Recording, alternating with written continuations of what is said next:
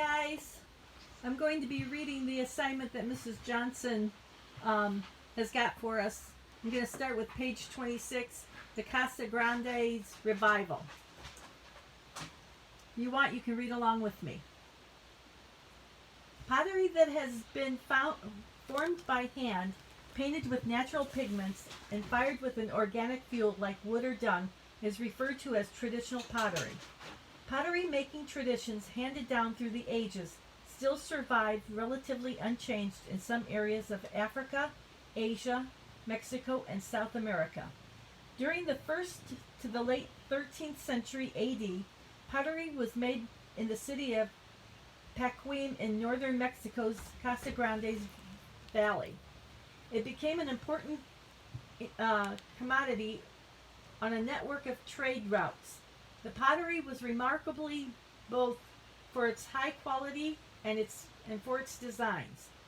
The original Casa Grande's pottery tradition died out in the 14th century when Pacuim was destroyed by fire.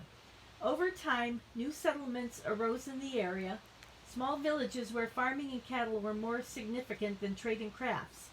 Today, hundreds of years after Pacuim disappeared, the style of the pottery is once again thriving. An extraordinary example of how a traditional style can live again is seen in the revival of the Casa Grande style by contemporary Mexican potters. This revival began in the late 1970s thanks to Juan Quezada, a lifelong resident of Mata Ortiz in the Casa Grande's Valley. As a young boy during the 1950s, Quezada gathered firewood in the mountains near his village. He often found and admired 700-year-old pieces of Casa Grande's pottery. Determined to discover how Pacuim's people achieved such perfection in their ceramics, he experimented with clay, natural pigments, and firing techniques for 20 years. Through trial and error, he gradually mastered the ceramic art that has flourished centuries ago. He shared his skill with his family and ultimately with the other people of his community.